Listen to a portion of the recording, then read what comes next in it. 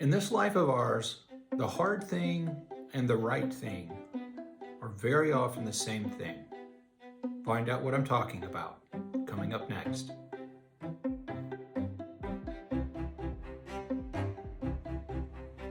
Many times in life, sometimes on a day-to-day basis, we're faced with having to make a choice. And we have to make a decision, and there's kind of two pathways that we can take in making that decision. There's an easy path, and then there's the hard path. Now, the hard path is the hard path not because it necessarily requires more work. It's the hard path because it forces us to confront a fear that we have. It holds up a mirror to a deficiency or a gap or something we're afraid of doing. And so that hard path is hard because of what it's calling out of us that is a challenge for us as an individual. A lot of times that hard path is speaking the truth to someone. That harder path is giving tough feedback in the moment to someone, or choosing to do something that we know is morally right or aligned with a value that we're afraid of fully expressing. The easy path, on the other hand, is the comfortable path. So if the hard path is leading us towards growth, the comfortable path is leading us away from growth. It's leading us in a way that doesn't force us to confront a challenge that we see within ourselves. It doesn't force us to face a fear. So we have to work around. Now, what's interesting is that hard path is not necessarily more work, but it's more kind of psychologically challenging. The comfortable path is at first less psychologically challenging, but it requires more work. We have to sometimes create these elaborate excuses and workarounds to take the comfortable path. So taking the comfortable path oftentimes requires more work. And the psychological relief that we get from that is very short-lived. Because when we take that comfortable path over and over and over again, we still have this internal felt sense that we didn't do the right thing. And the right thing is the hard thing. So when we take that comfort path, we have to work more.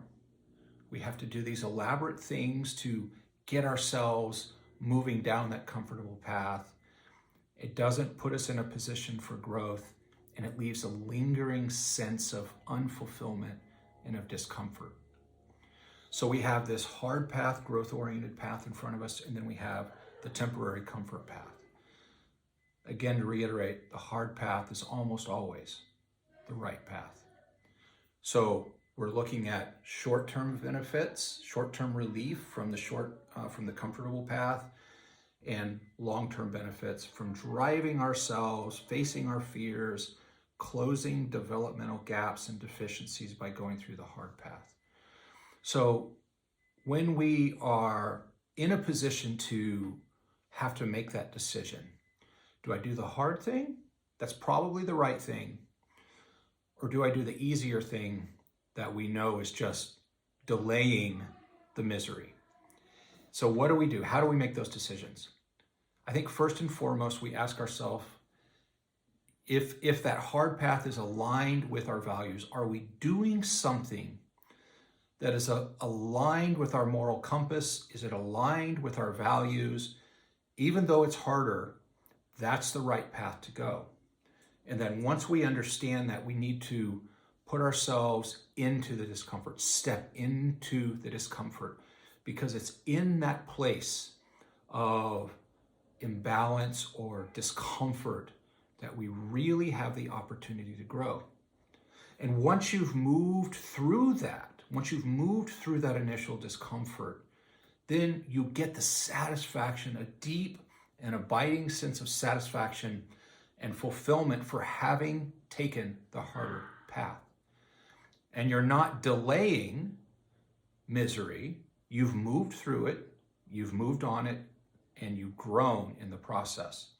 There's not that lingering sense of a job unfinished, a decision poorly made. Now, there are times where you're faced with a challenging choice to make, a challenging decision about how to move forward, and you honestly don't know.